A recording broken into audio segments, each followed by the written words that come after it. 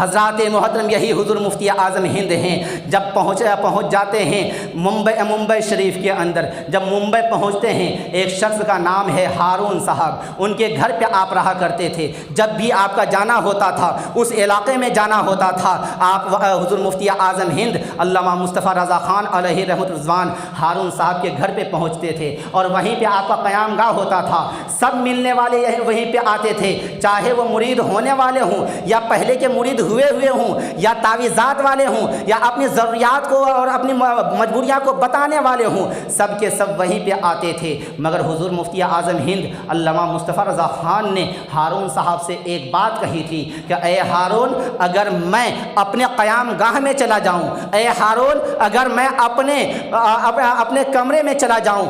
ہم اپنے سونے کے کمرے میں ہم چلے جائیں، تو اس ٹائم میں کوئی بھی میرے کمرے میں مت آنا، میرے کمرے میں کوئی بھی داخل مت ہونا۔ اتفاق کی بات تھی کہ آپ نے صبح میں بیٹھا، جیسے ہی آپ آئے بیٹھے تو آپ کو ظہر کی نماز کے لیے آپ نے وقت نکالی، ظہر کی نماز آپ نے پڑھ لی۔ اس ٹائم میں جو ناشتہ وغیرہ آپ نے تناول فرمایا تھا، ناشتہ وغیرہ تو کر لیا۔ اب جو ہے عصر کی نماز کا ٹائم ہو جاتا ہے، عصر پڑھ لیتے ہیں، مغرب کا ٹائم ہو جاتا ہے، مغرب پڑھ لیتے ہیں، اور جو ہے رفتہ برفتہ بالکل تعداد بڑھتی جا رہی ہے، بھیڑ بڑھتی جا رہی ہے، یہاں تک وقت آ جاتا ہے کہ عشاء کی نماز ہو جاتی ہے۔ آپ نماز پڑھتے ہیں، نماز سے فارغ ہونے کے بعد اتنی بھیڑ لگ جاتی ہے کہ رات کے 2-2:30 بج جاتے ہیں، اور ہارون صاحب وہ جو ہے جو وہاں پہ آپ کے چاہنے والے آئے تھے، حضور مفتی اعظم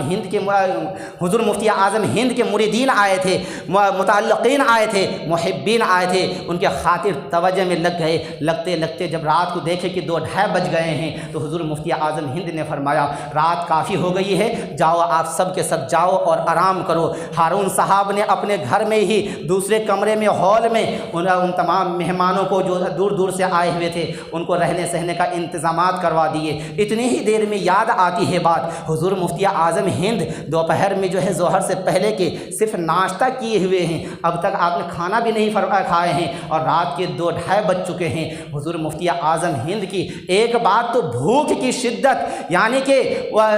ہارون صاحب کو یہ پریشانی بالکل زیادہ پریشان کر رہی ہے کہ حضور مفتی اعظم ہند نے اب تک کھانا نہیں کھایا ہے، حضور مفتی اعظم ہند صبح کے ناشتہ کیے ہوئے ہیں، لہٰذا فوراً انہیں کھانا کھلایا جائے۔ اور دوسری بات یہ بھی ذہن میں آ رہی ہے، حضور مفتی اعظم ہند نے یہ بھی فرمایا ہے کہ میرے قیام گاہ میں مت آنا۔ اب کیا کیا جائے؟ اگر حضور مفتی اعظم ہند کی بات کو مانی جائے تو ہمارے سرکار بھوکے رہ جائیں گے، رات میں بھوکے سوئیں گے۔ بہرحال دونوں باتوں پہ وہ بحث اپنے ہی دل میں کرتے کرتے بولے کچھ دیر کے لیے ایسا نہیں ہے کہ میرے پیر و مرشد کا یہ حکم جو میرے کمرے میں مت آنا، اس کے لیے میں نے عزت نہیں دی، دل میں جگہ نہیں دیا۔ جگہ تو دیا ہے، مگر ہم کیسے یہ کر سکتے ہیں کہ میرا پیر و مرشد بھوکا رہے اور میں صرف ایک بات کو مان کر کے چلوں؟ چلو آج جو ہوگا دیکھا جائے گا، آج حضور مفتی اعظم ہند کو پہلے کھانا تو کھلا دوں، ایک گستاخی ہوگی سرکار سے معافی مانگ لوں گا۔ حضرات محترم، حضور مفتی اعظم ہند کی ان باتوں کو نظر انداز کرتے ہوئے ہارون صاحب دودھ کو گرم کرواتے ہیں اپنی اہلیہ سے، اور کروانے کے بعد وہ لے کر کے حضور مفتی اعظم ہند کے حجرے کے اندر داخل ہو جاتے ہیں۔ جیسے ہی دروازہ کھولا جاتا ہے، حضور مفتی اعظم ہند علامہ مصطفیٰ رضا خان علیہ رحمۃ رضوان کے پورے جسم کے ہر اعضا الگ الگ پڑا ہوا ہے، ہر اعضا، ہاتھ الگ ہیں، سر الگ ہے، پیر الگ ہے، پیٹ الگ ہے۔ اس طرح سے دیکھ کر کے ہارون صاحب بے ہوش ہو جاتے ہیں کہ ہم ادھر گئے اور سرکار مفتی اعظم ہند کو، میرے پورے پیر و مرشد کو کس نے قتل کر دیا، اب کیا ہوگا؟ یہ دیکھ کر کے وہ پریشان ہو جاتے ہیں۔ اتنی ہی دیر میں دیکھا کیا جاتا ہے، آپ جو اس کے بعد وہ بے ہوش ہو جاتے ہیں، کافی دیر تک ہوش نہیں آتا ہے۔ جب ہوش آتا ہے تو دیکھتے کیا ہیں، حضور مفتی اعظم ہند علامہ مصطفیٰ رضا خان علیہ رحمۃ الرضوان بالکل صحیح سالم ہیں، اپنے جسم اور جان کے ساتھ میں جس طرح سے پہلے تھے ویسے ہی وہاں پہ بیٹھے ہوئے ہیں، آپ کے سنہارے میں بیٹھے ہوئے ہیں، ہارون صاحب کے سنہارے میں بیٹھے ہوئے हुए हैं, उनकी पूरी फैमिली आ गई है। आने के बाद कहा कि ए हारून, मैंने कुछ कहा था तुमसे, तुमने समझा नहीं, माना नहीं, मगर याद रख लेना कि मुझे कोई दुनियादार ने कत्ल नहीं किया, बल्कि जो रब्बे काबा की ज़ात पे फना हो जाता है, रब्बे काबा उसे खुद जिस टाइम में चाहता है अपनी रहमत आगोश में ले लेता है, और जिस टाइम में चाहता है अपने रहमत के साए में उन्हें बिखेर देता है।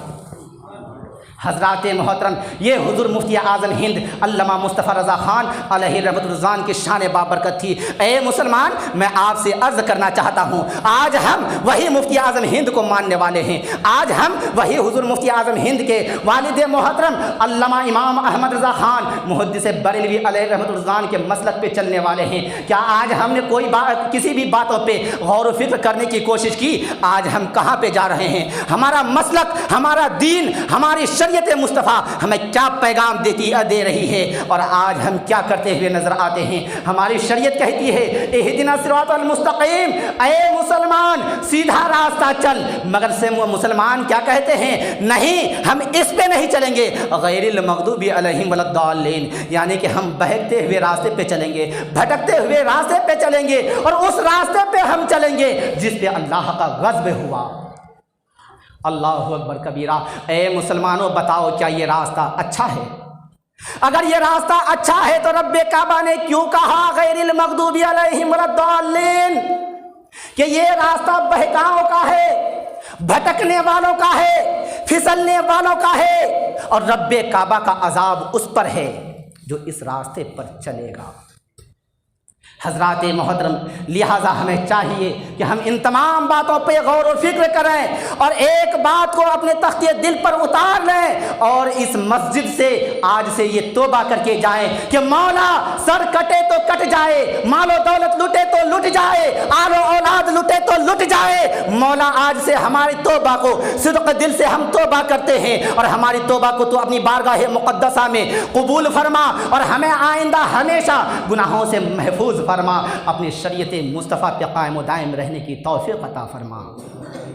हज़रात मोहतरम, इसके साथ साथ एक बात और कह करके मैं अपनी बात